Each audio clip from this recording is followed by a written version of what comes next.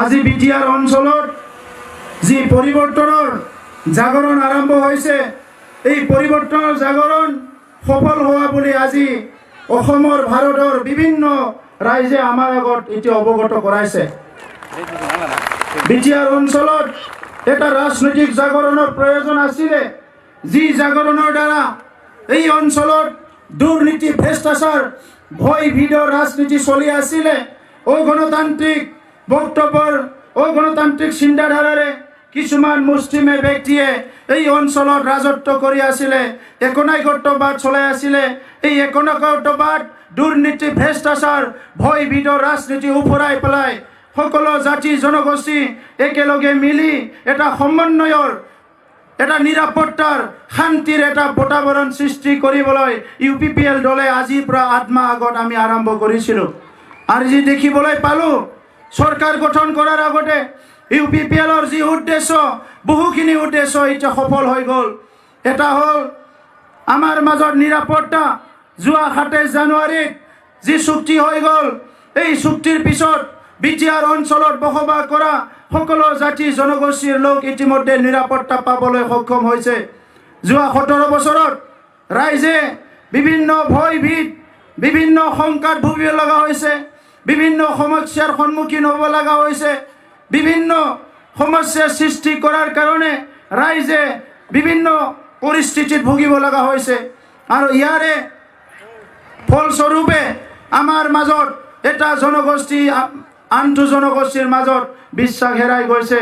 এটা জনগোষ্ঠী আনটো জনগোষ্ঠীৰ প্ৰতি মৰম স্নেহ সন্মান হেৰাই গৈছে। আৰু সেইটোৱে পুনৰ আমাৰ মাজত অটুট ৰাখিবলৈ UPPL দলে এই জাগৰণ আৰম্ভ কৰিছিলে।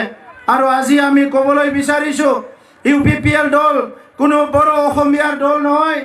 এই দলত সকলো জাতি জনগোষ্ঠীৰ বিভিন্ন নেতৃত্ব আজি এই দলত যোগদান কৰিছে, এই দলত নেতৃত্ব দিছে। আজি অকল খকলাবাৰী সমষ্টিৰ এই গণসমাৱেশ ইয়াত হৈছে, এই কাৰণে আজি বিভিন্ন নেতৃত্ব ইয়াত উপস্থিত হোৱা নাই। আমাৰ আদিবাসীসকলৰ, চাওতালীসকলৰ নেতা আছে, মাইনৰিটি মুছলমানৰ নেতা আছে, বঙালীসকলৰ নেতৃত্ব আছে, ইয়াত অসমীয়াৰ আছে, সকলো জাতি জনগোষ্ঠীৰ নেতৃত্ব এতিয়া UPPLত ভৰি পৰিছে। আৰু এইকাৰণে যি সমন্বয় গঢ়াৰ কাম যোৱা 17 বছৰৰ হাগ্ৰামা মহিলাৰীয়ে কৰিবলৈ পাৰে নাই, UPPL দলে চৰকাৰ গঠন কৰাৰ আগতে এই সমন্বয় গঢ়াৰ যিটো কাম এইটো আমি অলৰেডি কৰি পেলালোঁ। এতিয়া আমাৰ বিটিআৰত সকলো জাতি জনগোষ্ঠী সুস্থ চিন্তাৰে মূৰ দাঙি চবে জীয়াই থাকিবলৈ পাৰিছে। এটা সময় আছিল ভয়ভীতৰ ৰাজনীতি, হাগ্ৰামা মহিলাৰীৰ নেতৃত্বত যি 17 বছৰ শাসন চলিল, ইয়াত বিভিন্ন হিংসা, বিভিন্ন দাবী ধমকি দিয়া কাৰ্যকলাপ হৈ গ'ল। আৰু ইয়াৰ কাৰণে আমাৰ জাতি জনগোষ্ঠীৰ মানুহে ভয় কৰি জীৱন কটাব লগা হৈছিলে। আমি UPPL দলে নিশ্চিত কৰিছোঁ, UPPL দলৰ সময়ত কোনো জাতি জনগোষ্ঠীয়ে ভয় কৰিব লগা একো নাই। আমাৰ সকলো ব্যক্তি যি ভাৰতৰ নাগৰিক, অসমৰ বাসিন্দা, বিটিআৰৰ বাসিন্দা, প্ৰত্যেকজন ব্যক্তিয়ে নিজৰ নিজৰ নিৰাপত্তা পাবলৈ সক্ষম হ'ব। আমাৰ চৰকাৰৰ সময়ত কোনো এজন ব্যক্তিয়ে কোনো এটা ভয়ভীতৰ সন্মুখীন হ'ব নালাগিব। আজি বিভিন্ন জাতি জনগোষ্ঠীৰ ভাষা সংস্কৃতিৰ ৰক্ষণাবেক্ষণক লৈ প্ৰশ্ন আহিছে। কিছুমান ন্যস্ত ৰাজনৈতিক নেতাসকলে এই ষড়যন্ত্ৰবিলাক আৰম্ভ কৰিছে। বিটিআৰ অঞ্চলত বসবাস কৰা অসমীয়াসকলৰ অসমীয়া ভাষা সংকট আহিব। কোনোবা কৈছে গাঁৱে গাঁৱে যায় UPPLৰ চৰকাৰ আহিলে দখনা পিন্ধিব লাগিব, অসমীয়া ভাষা ক'বলৈ নোৱাৰিব। বিভিন্ন ভয়ভীত ৰাজনীতি কৰিছে। শ্ৰদ্ধা ৰাইজ, ভাৰতবৰ্ষ বিশ্বৰ ভিতৰত সৰ্ববৃহৎ গণতান্ত্ৰিক দেশ। এই দেশত তেনেকুৱা ৰাজনীতি কৰিবলৈ লাজ পাব লাগে। যিসকলে আজি সমাজ সেৱা কৰিবলৈ আহিছে, ৰাজনীতি ক্ষেত্ৰত আহি সমাজখন নেতৃত্ব দিব আহিছে, সেইসকলে আজি ৰাইজক আগুৱাই লৈ যোৱাৰ কাৰণে বিভিন্ন জাতি জনগোষ্ঠীৰ নিৰাপত্তাৰ কাৰণে কোনো আঁচনি তেখেতসকলে ক'বলৈ নাজানে। খালি তেখেতসকলে ৰাইজক ভয় কৰে, ভয় খুৱায়। ইয়াত অসমীয়া ভাষাৰ কোনোদিনো সংকট আহিব নোৱাৰে। 20 লাখ জনসাধাৰণে কোৱা বড়ো ভাষা যদি ইয়াত সংকট অহা নাই, 4 কোটি মানুহে কোৱা, সদায় কোৱা অসমীয়া ভাষা কেতিয়াও সংকট আহিব নোৱাৰে। আজি অসমীয়া ভাষা সকলো জনগোষ্ঠীয়ে কয়। ইয়াত পঢ়া বিদ্যালয়, বিশ্ববিদ্যালয়ত ব্যৱহাৰ হয়, অফিচ আদালত চবতো ব্যৱহাৰ হয়, দোকান পোহাৰ চবতো ব্যৱহাৰ হয়, মঠ মন্দিৰ সাংস্কৃতিক চবতো অসমীয়া ভাষা ব্যৱহাৰ হয়। আৰু ইয়াত কোনো অসমীয়া ভাষাৰ সংকট আহিব নোৱাৰে। শ্ৰদ্ধা ৰাইজ, আজি ইয়াত দখনা পিন্ধাটো বড়োসকলৰ কাৰণে এতিয়া ডাঙৰ কথা। কাৰণ আমাৰ মানুহবিলাক দৰিদ্ৰ হৈ গৈছে, দখনা কিনি পিন্ধিবলৈ ইতিমধ্যে ষ্ট্ৰাগল কৰিব লগা হৈছে। আৰু বেলেগক দখনা কিনি দিয়াটো আমাৰ কাৰণে এটা ডাঙৰ কথা হৈ আহিছে। নিজৰ নিজৰ সংস্কৃতি নিজৰ মাজত জীয়াই থাকিব। এটা সংস্কৃতিক আনটো জাতিয়ে সন্মান দিব লাগিব। আৰু এই বিটিআৰবাসী ৰাইজে ইতিমধ্যে বুজি পাইছে, আমাৰ মাজত আদিবাসী আছে, আমাৰ মাজত অসমীয়া আছে, আমাৰ মাজত ৰাজবংশী আছে, বঙালী আছে, মাইনৰিটি মুছলমান আছে, মদাহী আছে, ৰাভা আছে, গাৰো আছে, শৰণীয়া আছে, নাথ যোগী আছে, কলিতা আছে, সকলো জনগোষ্ঠীৰ মানুহ আমাৰ ইয়াত বিটিআৰত আছে। আৰু এই সকলো জনগোষ্ঠীয়ে নিজৰ নিজৰ ভাষা সংস্কৃতি অস্তিত্ব লৈ এই বিটিআৰত জীয়াই থাকিব পাৰিব। কিছুমানে ভয় দেখুৱাইছে, UPPL আহিলে ইয়াত ভূমিৰ পাট্টা নাপাব, মাটিৰ পাট্টা নাপাব। BTR ৰেকৰ্ডৰ 7.1 আৰু 7.2 এই দুটা ক্লজক লৈ ৰাজনীতি কৰিছে, ষড়যন্ত্ৰ কৰিছে। BTR ৰেকৰ্ডৰ 7.1 আৰু 7.2 BTR বাকীৰ কাৰণে নহয়, ইটো অসমৰ কাৰণে অসম চৰকাৰক কোৱা হৈছে। BTR বাকীৰ চিন্তা কৰিব লগা নাই। BTR অঞ্চলত বসবাস কৰা বিভিন্ন জাতি জনগোষ্ঠীৰ লোকসকলক 17 বছৰে ভূমিৰ অধিকাৰৰ পৰা হাগ্ৰামা মহিলাৰে বঞ্চিত কৰি ৰাখিছে।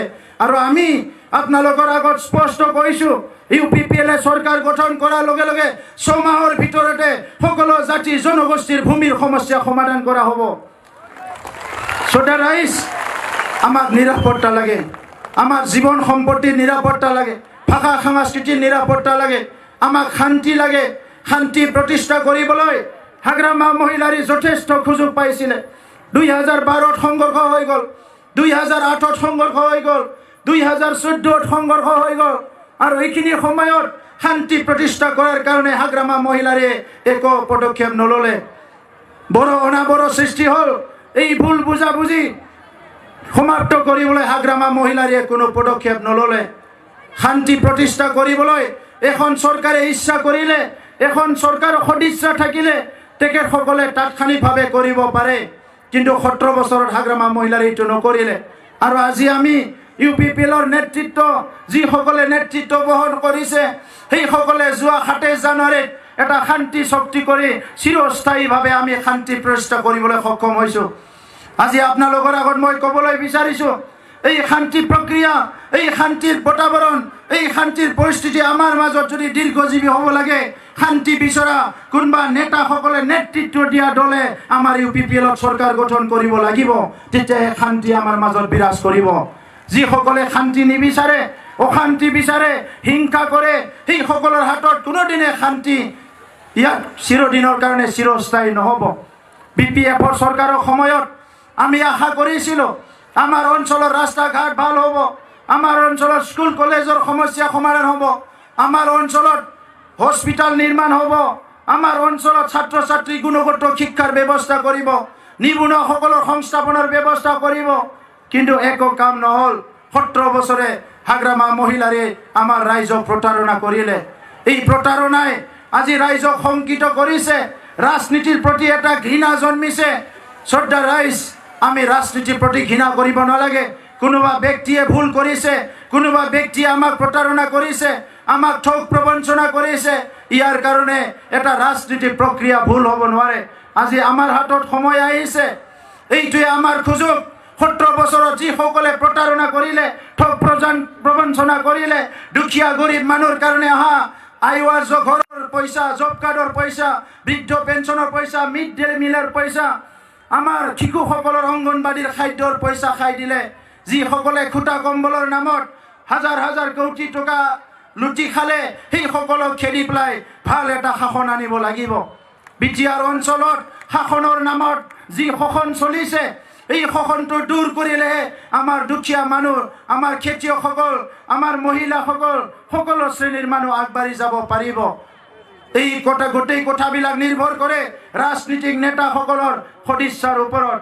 শ্ৰদ্ধা ৰাইজ, আজি ইয়াত বহুত দল আহিছে, BJPও কেম্পিং কৰিছে, UDF কেম্পিং কৰিছে, ইয়াত কংগ্ৰেছ আহিছে, GSP আহিছে। এটা সময়ত সকলো লক্ষ্য কৰি লৈছিলে হাগ্ৰামা মহিলাৰ BPFক। কিন্তু ৰাজনীতিক স্বাৰ্থত সকলো দলে আজি ষড়যন্ত্ৰত নামি পৰিছে। BTR অঞ্চলত 35 লক্ষ জনসাধাৰণৰ জীৱন আৰু মৰণ, শান্তি আৰু নিৰাপত্তা, উন্নয়নৰ কথাটো জলাঞ্জলি দি তেখেতসকলে ৰাজনীতিক স্বাৰ্থত আজি টি মানুহবিলাকৰ লগত আজি তেখেতসকলে এলায়েন্স কৰিবলৈ আহিছে, আণ্ডাৰষ্টেণ্ডিং কৰিবলৈ আহিছে। মোক প্ৰশ্ন কৰিছে সাংবাদিকসকলে, আপুনি কোনোবা দলৰ লগত আণ্ডাৰষ্টেণ্ডিং কৰিছে নেকি? কংগ্ৰেছৰ লগত, BJPৰ লগত, UDFৰ লগত, GSPৰ লগত? মই কৈছোঁ UPPL কাৰো লগত এলায়েন্স কৰা নাই, আণ্ডাৰষ্টেণ্ডিং কৰা নাই। UPPL দলে অকলে ৰাইজৰ লগত এলায়েন্স কৰিছোঁ। আমি BTR বাকী 35 লক্ষ জনসাধাৰণৰ লগত আমি আণ্ডাৰষ্টেণ্ডিং কৰিছোঁ, এলায়েন্স কৰিছোঁ। আজি UPPL দলে অসমীয়াৰ লগত, আদিবাসীৰ লগত, বঙালীৰ লগত, মাইনৰিটি মুছলমানৰ লগত, নাথ যোগীৰ লগত, যিমানখিনি খিলঞ্জীয়া, যিমানখিনি ইয়াত নাগৰিক আছে, সকলো জনগোষ্ঠীৰ লগত আমি এলায়েন্স কৰিছোঁ, আণ্ডাৰষ্টেণ্ডিং কৰিছোঁ। কোনো দলৰ লগত আণ্ডাৰষ্টেণ্ডিং কৰা নাই। কাৰণ আমাৰ উদ্দেশ্য ৰাইজক আগুৱাই লৈ যোৱা, ৰাইজক সমস্যাৰ পৰা উদ্ধাৰ কৰা। আজি স্বাধীনতাৰ ৭৪ বছৰ পিছতো আমাৰ গাঁৱৰ ভূঞে বিভিন্ন অঞ্চলত খোৱা পানীৰ আঁচনি নাই। খোৱা পানী আজি নদীৰ পানী খাই থাকিব লগা হৈছে বাক্সা জিলাৰ উত্তৰ অঞ্চলত। স্বাধীনতাৰ ৭৪ বছৰতো পঢ়িবলৈ এখন ভাল বিদ্যালয় নাই। আমাৰ দুখীয়া মানুহে দুবেলা দুমুঠি খাই থাকিবলৈ এতিয়াও তেনেকুৱা এটা পৰিৱেশ সৃষ্টি হোৱা নাই। সেইকাৰণে UPPL দলে প্ৰতিজ্ঞাবদ্ধ হৈছোঁ, অহা 5 বছৰত 17 বছৰত যি ঠগ প্ৰবঞ্চনা হাগ্ৰামা মহিলাৰে কৰি এইটো দূৰ কৰি এটা সুশাসন গঢ়ি তুলি সকলো ৰাইজক সমমৰ্যাদা সম অধিকাৰ প্ৰদান কৰি ভাৰতবৰ্ষৰ যিকোনো ৰাজ্যৰ লগত সজে খোজ মিলাব পৰা বিটিআৰ অঞ্চলটো আগুৱাই লৈ যাব লাগিব। এই 5 বছৰত আমি ঠিক কৰিছোঁ, বছৰত 1 লাখ কৰি 5 লাখ আমাৰ যি সংস্থাপন নিবনুৱাসকলক সংস্থাপন দিয়াৰ কাৰণে বিটিআৰ চুক্তিত আমাৰ অঞ্চলত ইউনিভাৰ্চিটি আহিল, বিশ্ববিদ্যালয় আহিল, মেডিকেল কলেজ আহিল, NIT আহিল, বহুতখিনি অনুষ্ঠান প্ৰতিষ্ঠানবিলাক আহিল। আৰু হাগ্ৰামা মহিলাৰে কৈছে এই একৰ্ডটো ভাল নহয়, এই একৰ্ডত একো নাই। মই ৰাইজৰ আগত কৈছোঁ এই একৰ্ডত আমাৰ অঞ্চলৰ মানৱ সম্পদ উন্নয়নৰ কাৰণে চব কুছ আছে, কিন্তু এই একৰ্ডত এটাই নাথাকিব, সেইটো হ'ল হাগ্ৰামা মহিলাৰ দুৰ্নীতি, ভ্ৰষ্টাচাৰ, অপশাসন, ভয়ভীতৰ ৰাজনীতি। সেইকাৰণে ৰাইজ সময় আহিছে, পিছত কান্দিলে নহ'ব। যি সময়ত আপোনাৰ হাতত সুযোগ আহিছে এই সুযোগটো লৈ অহা 7 তাৰিখত সকলোৱে দলে বলে ওলাই আহি পৰিৱৰ্তনৰ স্বাৰ্থত, দুখীয়া গৰীব মানুহৰ স্বাৰ্থত, এটা সুশাসন গঢ়ি তোলাৰ স্বাৰ্থত ট্ৰেক্টৰৰ ছবিত ভোট দি UPPLক জয়যুক্ত কৰিব লাগিব। আজি UPPL দল বিটিআৰৰ ভিতৰত সকলোতকৈ শক্তিশালী দল, কাৰণ আমাৰ 14 লাখ মেম্বাৰ আছে। মই সিদিনা শুনিছোঁ বিজেপিৰ সভাপতিয়ে কৈছে তেখেতসকলৰ 4 লাখ না 5 লাখ মেম্বাৰ হৈছে বুলি। মই নাজানো। PPFৰ মেম্বাৰ কমি গৈছে, 2 লাখ 3 লাখ আছে না নাই সন্দেহ আছে, কিন্তু আজি UPPL দলৰ 14 লাখ মেম্বাৰশ্বিপ আছে। 30টাতকৈ অধিক আসন লৈ UPPLে চৰকাৰ গঠন কৰিব গৈ আছে, কিন্তু এই চৰকাৰ ৰাইজৰ চৰকাৰ হ'ব, গণতান্ত্ৰিক চৰকাৰ হ'ব, দুখীয়া গৰীব সকলো শ্ৰেণীৰ মানুহৰ চৰকাৰ হ'ব। আৰু আপোনালোকক মই আজি স্পষ্ট ভাষাৰে কৈছোঁ, আমাৰ দলৰ নেতা কৰ্মী সকলোকে কৈছোঁ, আমাৰ চৰকাৰ গঠন কৰাৰ পিছত 15 তাৰিখৰ পিছত ৰাইজৰ যেতিয়া কাম কৰিবলৈ যাম, গাঁৱলৈ যাম, বিভিন্ন কাম আৰম্ভ ল'ম, প্ৰত্যেকজন আমাৰ দলীয় কৰ্মীক মই স্পষ্ট ভাষাৰে কৈছোঁ, দুখীয়া গৰীব মানুহ ৰাইজৰ যদি কোনোবা 8 আনা পইচা খায় সি আধা ঘণ্টাও দলত থাকিব নোৱাৰিব, তাক বাহিৰ কৰা হ'ব। কাৰণ আমি পুনৰ BPFক পুনৰাই ইয়াত বহাব বিচৰা নাই, ইয়াত UPPL চৰকাৰ কৰিব বিচাৰিছে, য'ত মদ ভাঙৰ চৰকাৰ নাথাকিব, জুৱাৰ চৰকাৰ নাথাকিব, দাদাগিৰিৰ চৰকাৰ নাথাকিব, সকলো ৰাইজৰ চৰকাৰ হ'ব।